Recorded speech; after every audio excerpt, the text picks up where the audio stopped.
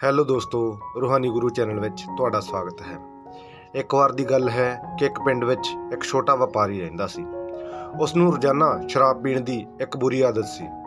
ਉਸ ਦੀ ਇਸ ਆਦਤ ਦੇ ਕਾਰਨ ਉਹ ਤੇ ਉਸ ਦਾ ਪੂਰਾ ਪਰਿਵਾਰ ਪਰੇਸ਼ਾਨ ਰਹਿੰਦਾ ਸੀ।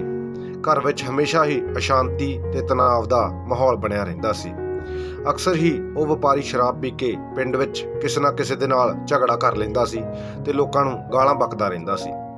ਉਹਦੀ ਇਸ ਹਰਕਤ ਦੇ ਕਾਰਨ ਉਸ ਦਾ ਵਪਾਰ ਵੀ ਘੱਟ ਹੁੰਦਾ ਜਾ ਰਿਹਾ ਸੀ। ਉਹ ਵਪਾਰੀ ਵੀ ਇਸ ਗੱਲ ਨੂੰ ਸਮਝਦਾ ਸੀ ਕਿ ਉਸ ਦੀ ਇਸ ਹਰਕਤ ਦੇ ਕਾਰਨ ਘਰ ਵਾਲੇ ਕਿੰਨੇ ਪਰੇਸ਼ਾਨ ਤੇ ਦੁਖੀ ਰਹਿੰਦੇ ਹਨ ਤੇ ਉਹਦਾ ਨਾਮ ਖਰਾਬ ਹੋਣ ਦੇ ਕਾਰਨ ਉਸ ਦਾ ਵਪਾਰ ਵੀ ਦਿਨੋਂ ਦਿਨ ਹੁਣ ਘਟਦਾ ਹੀ ਜਾ ਰਿਹਾ ਸੀ। ਉਹ ਵਪਾਰੀ ਤੰਗ ਆ ਕੇ ਆਪਣੀ ਬੁਰੀ ਆਦਤ ਨੂੰ ਕਈ ਵਾਰ ਛੱਡਣ ਦੀ ਕੋਸ਼ਿਸ਼ ਕਰ ਚੁੱਕਿਆ ਸੀ, ਪਰ ਉਹ ਹਰ ਵਾਰੀ ਅਸਫਲ ਹੀ ਹੋਇਆ ਸੀ। ਇਸ ਲਈ ਹੁਣ ਜੇ ਕੋਈ ਆਦਮੀ ਉਸ ਨੂੰ ਆਪਣੀ ਇਸ ਬੁਰੀ ਆਦਤ ਨੂੰ ਛੱਡਣ ਦੇ ਲਈ ਕਹਿੰਦਾ ਤਾਂ ਉਹ ਉਸ ਨੂੰ ਅੱਗੋਂ ਤੇਜ਼ ਆਵਾਜ਼ ਵਿੱਚ ਕਹਿੰਦਾ ਕਿ ਮੈਂ ਇਸ ਆਦਤ ਨੂੰ ਨਹੀਂ ਫੜ ਰੱਖਿਆ, ਬਲਕਿ ਇਸ ਆਦਤ ਨੇ ਮੈਨੂੰ ਫੜ ਰੱਖਿਆ ਹੈ। ਉਸ ਵਪਾਰੀ ਦੀ ਪਤਨੀ ਉਸ ਦੀ ਇਸ ਆਦਤ ਦੇ ਕਾਰਨ ਸਭ ਤੋਂ ਜ਼ਿਆਦਾ ਪਰੇਸ਼ਾਨ ਸੀ।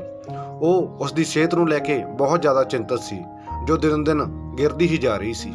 ਉਹ ਚਾਹੁੰਦੀ ਸੀ ਕਿ ਉਸ ਦਾ ਪਤੀ ਸ਼ਰਾਬ ਪੀਣੀ ਛੱਡ ਦੇਵੇ, ਪਰ ਉਹ ਇਸ ਦੇ ਲਈ ਕੁਝ ਵੀ ਨਹੀਂ ਕਰ ਪਾ ਰਹੀ ਸੀ। ਫਿਰ ਇੱਕ ਦਿਨ ਉਸ ਨੂੰ ਪਿੰਡ ਵਿੱਚ ਕਿਸੇ ਬੌਧ ਭਿਕਸ਼ੂ ਦੇ ਆਉਣ ਦੀ ਖਬਰ ਮਿਲੀ। ਬੌਧ ਭਿਕਸ਼ੂ ਬਹੁਤ ਹੀ ਵੱਡੇ ਗਿਆਨੀ ਇਨਸਾਨ ਸੀ। ਉਹ ਲੋਕਾਂ ਦੀਆਂ ਸਮੱਸਿਆਵਾਂ ਨੂੰ ਸੁਲਝਾਉਣ ਦੇ ਲਈ ਕਾਫੀ ਪ੍ਰਸਿੱਧ ਵੀ ਸੀ। ਵਪਾਰੀ ਦੀ ਪਤਨੀ ਉਸ ਨੂੰ ਲੈ ਕੇ ਉਸੇ ਜਗ੍ਹਾ ਤੇ ਪਹੁੰਚ ਗਈ ਜਿੱਥੇ ਬੌਧ ਭਿਕਸ਼ੂ ਰੁਕੇ ਹੋਏ ਸੀ। ਬੌਧ ਭਿਕਸ਼ੂ ਨੇ ਉਹਨਾਂ ਨੂੰ ਆਪਣੀ ਸਮੱਸਿਆ ਦੱਸਣ ਦੇ ਲਈ ਕਿਹਾ। ਦੋਵੇਂ ਪਤੀ ਪਤਨੀ ਨੇ ਆਪਣੀ ਸਾਰੀ ਕਹਾਣੀ ਬੌਧ ਭਿਕਸ਼ੂ ਨੂੰ ਸੁਣਾਈ। ਬੌਧ ਭਿਕਸ਼ੂ ਨੇ ਬੜੇ ਹੀ ਧਿਆਨ ਦੇ ਨਾਲ ਉਹਨਾਂ ਦੀ ਸਮੱਸਿਆ ਸੁਣੀ ਤੇ ਕਿਹਾ ਕਿ ਤੁਸੀਂ ਹੁਣ ਜਾਓ, ਕੱਲ ਨੂੰ ਠੀਕ ਸਵੇਰੇ 6 ਵਜੇ ਮੇਰੇ ਕੋਲ ਆਇਓ। ਦੂਜੇ ਦਿਨ ਉਹ ਦੋਵੇਂ ਪਤੀ ਪਤਨੀ ਸਵੇਰੇ ਬੌਧ ਭਿਕਸ਼ੂ ਦੇ ਕੋਲ ਪਹੁੰਚੇ।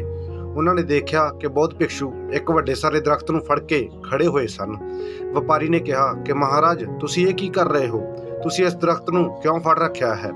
ਭਿਕਸ਼ੂ ਨੇ ਕਿਹਾ ਕਿ ਹੁਣ ਤੁਸੀਂ ਜਾਓ, ਕੱਲ ਨੂੰ ਸਵੇਰੇ ਇਸੇ ਹੀ ਟਾਈਮ ਮੇਰੇ ਕੋਲ ਆਇਓ, ਮੈਂ ਤੁਹਾਨੂੰ ਤੁਹਾਡੀ ਸਮੱਸਿਆ ਦਾ ਸਮਾਧਾਨ ਦੱਸ ਦੇਵਾਂਗਾ। ਅਗਲੀ ਸਵੇਰ ਜਦੋਂ ਦੋਵੇਂ ਫਿਰ ਤੋਂ ਬੌਧ ਭਿਕਸ਼ੂ ਦੇ ਕੋਲ ਪਹੁੰਚੇ ਤਾਂ ਉਹਨਾਂ ਨੇ ਦੇਖਿਆ ਕਿ ਬੌਧ ਭਿਕਸ਼ੂ ਫਿਰ ਤੋਂ ਉਸ ਦਰਖਤ ਨੂੰ ਫੜ ਕੇ ਖੜੇ ਹੋਏ ਸੀ। ਉਹਨਾਂ ਦੋਹਾਂ ਨੇ ਬੌਧ ਭਿਕਸ਼ੂ ਤੋਂ ਆਪਣੀ ਸਮੱਸਿਆ ਦਾ ਕਾਰਨ ਜਾਣਨਾ ਚਾਹਿਆ, ਪਰ ਬੌਧ ਭਿਕਸ਼ੂ ਨੇ ਉਹਨਾਂ ਨੂੰ ਫਿਰ ਤੋਂ ਅਗਲੀ ਸਵੇਰ ਆਉਣ ਦੇ ਲਈ ਕਿਹਾ। ਇਹ ਪ੍ਰਕਿਰਿਆ ਇੱਕ ਹਫ਼ਤੇ ਤੱਕ ਚੱਲਦੀ ਰਹੀ। ਉਹ ਦੋਵੇਂ ਰੋਜ਼ਾਨਾ ਸਵੇਰੇ ਆਉਂਦੇ, ਪਰ ਬੌਧ ਭਿਕਸ਼ੂ ਉਹਨਾਂ ਨੂੰ ਅਗਲੇ ਦਿਨ ਆਉਣ ਦੇ ਲਈ ਕਹਿ ਦਿੰਦੇ। ਇੱਕ ਹਫ਼ਤੇ ਤੱਕ ਰੋਜ਼ਾਨਾ ਆਉਣ ਦੇ ਕਾਰਨ ਉਹ ਵਪਾਰੀ ਥੋੜ੍ਹਾ ਜਿਹਾ ਪਰੇਸ਼ਾਨ ਹੋ ਗਿਆ ਤੇ ਫਿਰ ਇੱਕ ਦਿਨ ਉਸਨੇ ਬੌਧ ਭਿਕਸ਼ੂ ਨੂੰ ਕਿਹਾ ਕਿ ਮਹਾਰਾਜ, ਤੁਸੀਂ ਇਹ ਕੀ ਕਰ ਰਹੇ ਹੋ? ਤੁਸੀਂ ਇਸ ਦਰਖਤ ਨੂੰ ਛੱਡ ਕਿਉਂ ਨਹੀਂ ਦਿੰਦੇ? ਤਾਂ ਬੌਧ ਭਿਕਸ਼ੂ ਨੇ ਕਿਹਾ ਕਿ ਮੈਂ ਕੀ ਕਰਾਂ, ਮੈਂ ਪਰੇਸ਼ਾਨ ਹਾਂ। ਮੈਂ ਤਾਂ ਇਸ ਦਰਖਤ ਨੂੰ ਛੱਡਣਾ ਚਾਹੁੰਦਾ ਹਾਂ, ਪਰ ਇਹ ਦਰਖਤ ਹੀ ਮੈਨੂੰ ਛੱਡ ਨਹੀਂ ਰਿਹਾ, ਇਸ ਨੇ ਹੀ ਮੈਨੂੰ ਫੜ ਰੱਖਿਆ ਹੈ। ਇਹ ਸੁਣ ਕੇ ਉਹ ਵਪਾਰੀ ਜ਼ੋਰ ਨਾਲ ਹੱਸਦਾ ਹੈ ਤੇ ਕਹਿੰਦਾ ਹੈ ਕਿ ਮਹਾਰਾਜ, ਇਸ ਦਰਖਤ ਨੇ ਤੁਹਾਨੂੰ ਨਹੀਂ ਫੜ ਰੱਖਿਆ, ਬਲਕਿ ਤੁਸੀਂ ਇਸ ਦਰਖਤ ਨੂੰ ਫੜ ਰੱਖਿਆ ਹੈ। ਤੁਸੀਂ ਜਦੋਂ ਚਾਹੋ ਇਸ ਦਰਖਤ ਨੂੰ ਛੱਡ ਸਕਦੇ ਹੋ। ਇਹ ਸੁਣ ਕੇ ਬੌਧ ਭਿਕਸ਼ੂ ਥੋੜਾ ਗੰਭੀਰ ਹੋ ਗਏ ਤੇ ਫਿਰ ਬੋਲੇ ਕਿ ਮੇਰੇ ਦੋਸਤ, ਪਿਛਲੇ ਇੱਕ ਹਫ਼ਤੇ ਤੋਂ ਮੈਂ ਤੈਨੂੰ ਇਹੀ ਤਾਂ ਸਮਝਾਉਣਾ ਚਾਹ ਰਿਹਾ ਹਾਂ, ਇਹੀ ਸਮਝਾਉਣ ਦੀ ਤਾਂ ਕੋਸ਼ਿਸ਼ ਕਰ ਰਿਹਾ ਹਾਂ ਕਿ ਤੂੰ ਹੀ ਸ਼ਰਾਬ ਪੀਣ ਦੀ ਆਦਤ ਨੂੰ ਫੜ ਰੱਖਿਆ ਹੈ। ਉਸ ਆਦਤ ਨੇ ਤੈਨੂੰ ਨਹੀਂ ਫੜ ਰੱਖਿਆ। ਤੂੰ ਜਦੋਂ ਚਾਹੇ ਉਸ ਆਦਤ ਨੂੰ ਛੱਡ ਸਕਦਾ ਹੈ। ਬੌਧ ਭਿਕਸ਼ੂ ਦੀਆਂ ਗੱਲਾਂ ਸੁਣ ਕੇ ਵਪਾਰੀ ਨੂੰ ਆਪਣੀ ਗਲਤੀ ਦਾ ਅਹਿਸਾਸ ਹੋਇਆ।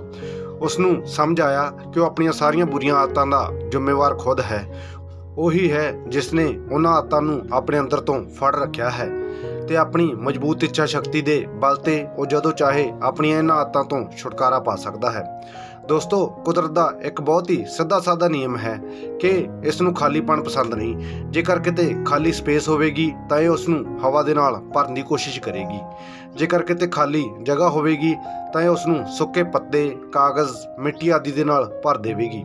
ਤੇ ਜੇਕਰ ਅਸੀਂ ਖਾਲੀ ਬੈਠੇ ਹਾਂ ਤਾਂ ਇਹ ਸਾਡੇ ਮਨ ਵਿੱਚ ਫਾਲਤੂ ਦੇ ਵਿਚਾਰਾਂ ਨੂੰ ਭਰ ਦੇਵੇਗੀ। ਇਸ ਲਈ ਅਸੀਂ ਕਦੇ ਵੀ ਆਪਣੇ ਆਪ ਨੂੰ ਕੁਦਰਤ ਦੇ ਨਿਯਮਾਂ ਦੇ ਵਿਰੁੱਧ ਜਾ ਕੇ ਆਦਤਾਂ ਤੋਂ ਖਾਲੀ ਨਹੀਂ ਕਰ ਸਕਦੇ। ਐਸਾ ਕਦੇ ਵੀ ਨਹੀਂ ਹੋਵੇਗਾ ਕਿ ਸਾਡੇ ਅੰਦਰ ਕੋਈ ਆਦਤ ਨਾ ਹੋਵੇ ਤੇ ਅਸੀਂ ਆਦਤਾਂ ਤੋਂ ਮੁਕਤ ਹੋ ਜਾਈਏ। ਅਸਲ ਵਿੱਚ ਅਸੀਂ ਕਦੇ ਵੀ ਆਦਤਾਂ ਨੂੰ ਛੱਡ ਨਹੀਂ ਸਕਦੇ। ਜੇਕਰ ਕੋਈ ਕਹਿੰਦਾ ਹੈ ਕਿ ਉਸਨੇ ਕੋਈ ਆਦਤ ਛੱਡ ਦਿੱਤੀ ਹੈ ਤਾਂ ਉਸਨੇ ਜ਼ਬਰਦਸਤੀ ਉਸ ਆਦਤ ਨੂੰ ਆਪਣੇ ਅੰਦਰ ਦਬਾ ਕੇ ਰੱਖਿਆ ਹੋਇਆ ਹੈ ਤੇ ਕੁਝ ਦਿਨਾਂ ਬਾਅਦ ਉਹ ਫਿਰ ਤੋਂ ਉਸੇ ਆਦਤ ਦਾ ਸ਼ਿਕਾਰ ਹੋ ਜਾਵੇਗਾ, ਜੈਸਾ ਕਿ ਜ਼ਿਆਦਾਤਰ ਲੋਕਾਂ ਦੇ ਨਾਲ ਹੁੰਦਾ ਹੈ। ਉਹ ਫਿਰ ਤੋਂ ਆਪਣੀਆਂ ਪੁਰਾਣੀਆਂ ਆਦਤਾਂ ਦੇ ਸ਼ਿਕਾਰ ਹੋ ਜਾਂਦੇ ਹਨ। ਐਸਾ ਇਸ ਲਈ ਹੁੰਦਾ ਹੈ ਕਿਉਂਕਿ ਉਹਨਾਂ ਲੋਕਾਂ ਨੇ ਆਦਤਾਂ ਨੂੰ ਗਲਤ ਤਰੀਕੇ ਦੇ ਨਾਲ ਸਮਝਿਆ ਹੁੰਦਾ ਹੈ। ਅਸਲ ਵਿੱਚ ਸਾਡੀਆਂ ਆਦਤਾਂ ਮਨ ਦਾ ਹੀ ਇੱਕ ਹਿੱਸਾ ਹਨ। ਇਸ ਲਈ ਆਦਤਾਂ ਨੂੰ ਛੱਡਿਆ ਨਹੀਂ ਜਾ ਸਕਦਾ, ਉਹਨਾਂ ਨੂੰ ਸਿਰਫ ਬਦਲਿਆ ਜਾ ਸਕਦਾ ਹੈ। ਜਿਵੇਂ ਸਵੇਰੇ ਦੇਰ ਨਾਲ ਉੱਠਣ ਦੀ ਆਦਤ ਨੂੰ ਜਲਦੀ ਉੱਠਣ ਦੀ ਆਦਤ ਦੇ ਨਾਲ ਬਦਲਿਆ ਜਾ ਸਕਦਾ ਹੈ। ਜੰਕ ਫੂਡ ਖਾਣ ਦੀ ਆਦਤ ਨੂੰ ਹੈਲਦੀ ਖਾਣਾ ਖਾਣ ਦੀ ਆਦਤ ਦੇ ਨਾਲ ਬਦਲਿਆ ਜਾ ਸਕਦਾ ਹੈ। ਇਸੇ ਤਰ੍ਹਾਂ ਹੀ ਅਸੀਂ ਆਪਣੀ ਕਿਸੇ ਵੀ ਬੁਰੀ ਆਦਤ ਨੂੰ ਸਿਰਫ ਚੰਗੀ ਆਦਤ ਦੇ ਨਾਲ ਬਦਲ ਸਕਦੇ ਹਾਂ, ਉਹਨਾਂ ਨੂੰ ਕਦੇ ਵੀ ਛੱਡ ਨਹੀਂ ਸਕਦੇ। ਆਦਤਾਂ ਨੂੰ ਬਦਲਣਾ ਇਸ ਲਈ ਜ਼ਿਆਦਾ ਮੁਸ਼ਕਲ ਹੁੰਦਾ ਹੈ ਕਿਉਂਕਿ ਇਹ ਆਦਤਾਂ ਬਹੁਤ ਲੰਮੇ ਸਮੇਂ ਦੇ ਨਾਲ ਹੌਲੀ-ਹੌਲੀ ਸਾਡੇ ਅੰਦਰ ਡਿਵੈਲਪ ਹੋਈਆਂ ਹੁੰਦੀਆਂ ਹਨ, ਜਿਸ ਦੇ ਕਾਰਨ ਇਹ ਸਾਡੇ ਸਬਕੌਂਸ਼ੀਅਸ ਮਾਈਂਡ ਵਿੱਚ ਆਪਣਾ ਘਰ ਕਰ ਚੁੱਕੀਆਂ ਹੁੰਦੀਆਂ ਹਨ। ਤਾਂ ਆਦਤਾਂ ਨੂੰ ਬਦਲਣ ਦੇ ਲਈ ਸਾਨੂੰ ਆਪਣੇ ਸਬਕੌਂਸ਼ੀਅਸ ਮਾਈਂਡ ਦੇ ਉੱਤੇ ਕੰਮ ਕਰਨਾ ਹੁੰਦਾ ਹੈ, ਆਪਣੇ ਮਾਈਂਡਸੈਟ 'ਤੇ ਕੰਮ ਕਰਨਾ ਹੁੰਦਾ ਹੈ। ਸਾਨੂੰ ਸਾਡੇ ਮਾਈਂਡਸੈਟ ਨੂੰ ਕੰਪਲੀਟਲੀ ਬਦਲਣਾ ਪੈਂਦਾ ਹੈ। ਜੇਕਰ ਤੁਸੀਂ ਇੱਕ ਵਾਰ ਆਪਣੇ ਮਾਈਂਡਸੈਟ ਨੂੰ ਬਦਲ ਲਿਆ ਤਾਂ ਤੁਸੀਂ ਆਪਣੀਆਂ ਆਦਤਾਂ ਨੂੰ ਵੀ ਬੜੀ ਆਸਾਨੀ ਦੇ ਨਾਲ ਬਦਲ ਸਕਦੇ ਹੋ। ਆਦਤਾਂ ਦੇ ਬਾਰੇ ਵਿੱਚ ਮਹਾਤਮਾ ਬੁੱਧ ਨੇ ਵੀ ਕਿਹਾ ਸੀ ਕਿ ਤੁਸੀਂ ਆਪਣਾ ਭਵਿੱਖ ਨਹੀਂ ਬਦਲ ਸਕਦੇ, ਤੁਸੀਂ ਕੇਵਲ ਆਪਣੀਆਂ ਆਦਤਾਂ ਬਦਲ ਸਕਦੇ ਹੋ, ਤੇ ਫਿਰ ਇਹੀ ਚੰਗੀਆਂ ਆਦਤਾਂ ਇੱਕ ਦਿਨ ਤੁਹਾਡਾ ਭਵਿੱਖ ਬਦਲ ਦਿੰਦੀਆਂ ਹਨ। ਅਸੀਂ ਅਕਸਰ ਹੀ ਆਪਣੇ ਆਸੇ-ਪਾਸੇ ਦੇਖਦੇ ਹਾਂ ਕਿ ਬਹੁਤ ਸਾਰੇ ਲੋਕ ਆਪਣੀਆਂ ਬੁਰੀਆਂ ਆਦਤਾਂ ਦੇ ਕਾਰਨ ਪਰੇਸ਼ਾਨ ਰਹਿੰਦੇ ਹਨ। ਉਹ ਆਪਣੀਆਂ ਆਦਤਾਂ ਨੂੰ ਛੱਡਣਾ ਵੀ ਚਾਹੁੰਦੇ ਹਨ, ਉਹਨਾਂ ਨੂੰ ਬਦਲਣਾ ਵੀ ਚਾਹੁੰਦੇ ਹਨ, ਪਰ ਬਦਲ ਨਹੀਂ ਪਾਉਂਦੇ। ਇਹ ਬੁਰੀਆਂ ਆਦਤਾਂ ਕਿਸੇ ਵੀ ਤਰ੍ਹਾਂ ਦੀਆਂ ਹੋ ਸਕਦੀਆਂ ਹਨ, ਜਿਵੇਂ ਗੱਲ-ਗੱਲ 'ਤੇ ਝੂਠ ਬੋਲਣਾ, ਹਮੇਸ਼ਾ ਦੇਰ ਨਾਲ ਪਹੁੰਚਣਾ, ਸਮਾਂ ਬਰਬਾਦ ਕਰਨਾ, ਬੀੜੀ ਸਿਗਰਟ ਪੀਣਾ। ਤੇ ਲੋਕਾਂ ਦੇ ਵੱਲੋਂ ਆਪਣੀਆਂ ਆਦਤਾਂ ਨੂੰ ਨਾ ਬਦਲ ਪਾਉਣ ਦਾ ਸਭ ਤੋਂ ਵੱਡਾ ਕਾਰਨ ਹੈ ਲੋਕਾਂ ਦੇ ਅੰਦਰ ਦ੍ਰਿੜ ਨਿਸ਼ਚੈ ਸ਼ਕਤੀ ਦਾ ਨਾ ਹੋਣਾ। ਦ੍ਰਿੜ ਨਿਸ਼ਚੈ ਸ਼ਕਤੀ ਦੇ ਕਮਜ਼ੋਰ ਹੋਣ ਦਾ ਕਾਰਨ ਹੈ ਆਪਣੇ ਅੰਦਰ ਭਰੋਸੇ ਦਾ ਨਾ ਹੋਣਾ ਕਿ ਮੈਂ ਇਸ ਨੂੰ ਬਦਲ ਸਕਦਾ ਹਾਂ, ਆਪਣੇ ਆਪ ਉੱਤੇ ਵਿਸ਼ਵਾਸ ਨਾ ਹੋਣਾ।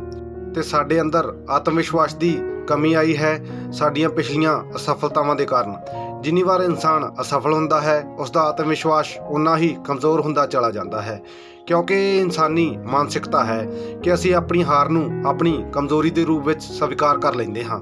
ਜ਼ਿਆਦਾਤਰ ਮੌਕਿਆਂ 'ਤੇ ਅਸੀਂ ਇਹ ਮੰਨ ਲੈਂਦੇ ਹਾਂ ਕਿ ਅਸੀਂ ਉਸ ਚੀਜ਼ ਦੇ ਕਾਬਿਲ ਹੀ ਨਹੀਂ ਸੀ।